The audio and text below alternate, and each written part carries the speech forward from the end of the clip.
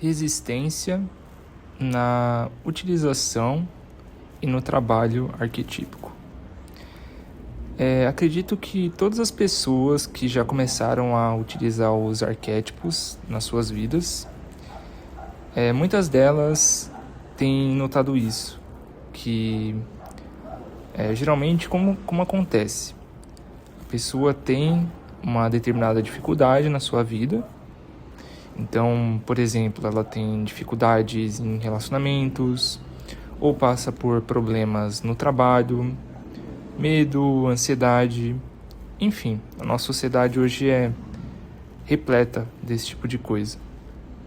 Então a pessoa tem um problema específico em que ela tenta de diversas formas resolver pelos meios tradicionais.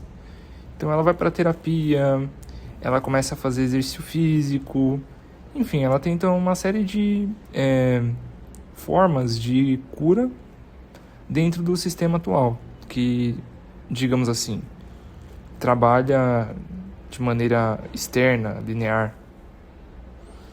E essa pessoa, ela muitas vezes tem um alívio momentâneo, mas em pouco tempo ela volta a repetir esses ciclos de problemas na sua vida. Então, muitas das soluções que se apresentam para ela não são soluções definitivas, mas sim soluções temporárias, em que elas precisam sempre continuar ali a utilização para se manter estável. Então, a partir disso, o buscador ele passa a pesquisar outras alternativas, soluções de fora do sistema vigente, porque ela já tentou tudo dentro da caixa, e ela começa a pesquisar algumas coisas de fora. E aí, com isso, por exemplo, ela encontra o tema dos arquétipos. E dentro do tema dos arquétipos, ela pesquisa, estuda, busca algum arquétipo que pode ajudar ela com esse determinado problema. E aí ela passa a intencionar que ela gostaria que o arquétipo trabalhasse junto com ela para que ela pudesse, enfim, superar esse problema, que é algo que ela tanto deseja. E aí ela passa, então ela compra quadros do arquétipo, ela compra estatuetas, ela vê vídeos para entender como o arquétipo funciona e passa a vivenciar esse arquétipo na sua vida. No começo, tudo funciona muito bem. As coisas começam a andar, tudo progride. Só que, com o passar do tempo, a pessoa começa a enfrentar tanto as resistências externas quanto as resistências internas. Do lado das resistências internas, a pessoa ela tem a disputa do ego. Então, a pessoa ela tem um ego dela, o RG da pessoa, com seus gostos, com seus desejos, com seus interesses. E aí chega um arquétipo que orienta para que ela tome decisões diferentes da que ela está habituada a tomar. E assim possa abrir novos caminhos, novas possibilidades, sair desses ciclos repetitivos e tudo mais. E o que acontece, geralmente, a pessoa ela não aceita, ela não consegue fazer essa mudança, ela coloca uma resistência extrema às sugestões dos arquétipos. E com isso ela acaba travando o processo de crescimento, que teoricamente é uma coisa que ela mesma deseja. Ela quer alcançar o objetivo, mas ela não quer mudar internamente. E aí, com isso, ela trava uma batalha com um arquétipo, uma batalha interna de resistência à mudança. E é muito interessante a gente pensar isso, que existem casos extremos dessa resistência interna, como no caso da síndrome do Peter Pan, onde a pessoa ela coloca tamanha resistência ao crescimento que ela se mantenha um adulto de 50 a 60 anos que continua com a mesma mentalidade de uma criança de 10, 12 anos, porque se recusa a crescer. E com o tempo vai ficando cada vez pior essa situação. A pessoa ela se recusa, mas começa a ficar muito diferente, o aspecto físico, material da pessoa e a mente dela, né?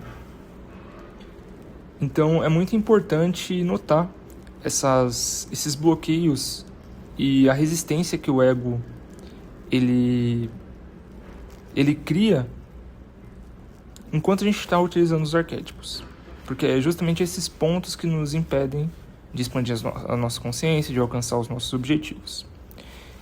Então essa é a resistência interna. E existe também, por um outro lado, a resistência externa, que é, digamos assim, o medo do julgamento.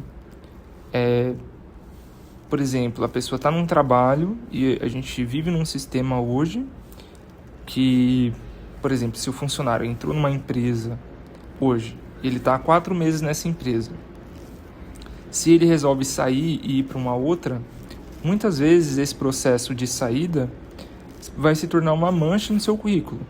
E em todas as entrevistas que ele for fazer a partir daquele momento, ele vai ser questionado por que ele ficou tão pouco tempo numa determinada empresa. Então, nós vivemos também num sistema que não respeita esses ciclos naturais da vida, em que a gente pode, né, mudar a qualquer momento, mas ao mesmo tempo essas mudanças e esses saltos de consciência, eles muitas vezes não são bem vistos e causam uma resistência externa. Então eu acredito que esses são os 2 principais fatores de resistência que existe na utilização dos arquétipos. E antes da utilização, pesquise muito bem antes, busque entender o seu funcionamento, porque senão não adianta, você vai pegar um arquétipo, vai utilizar esse arquétipo, vai vivenciar esse arquétipo e vai acabar com uma batalha interna e vai ter que retornar ao mesmo estado de consciência anterior. E isso, na verdade, vai ser uma perda de tempo. É claro, você pode buscar, durante esse processo, entender quais são exatamente os seus bloqueios para fazer um trabalho contínuo de superação de cada uma dessas dificuldades e bloqueios. Mas é muito importante ver isso antes, estudar para ser mais assertivo, buscar ali um arquétipo, um símbolo que vai te ajudar de fato e que você possa manter isso por mais tempo na sua vida. Então é isso, são essas as resistências que eu vejo. E existem formas de superar essas resistências também. Não é algo que a gente precisa necessariamente ficar preso. Todos nós somos livres, né? Claro, cada um tem o seu karma individual que precisa ser tratado, trabalhado e superado. Mas no geral nós somos livres para fazer aquilo que nós quisermos com a nossa vida. Então é por isso que é muito importante nós buscarmos ali o estudo aprofundado para tomarmos as melhores decisões e termos jornadas mais tranquilas de crescimento e expansão da consciência. Namastê.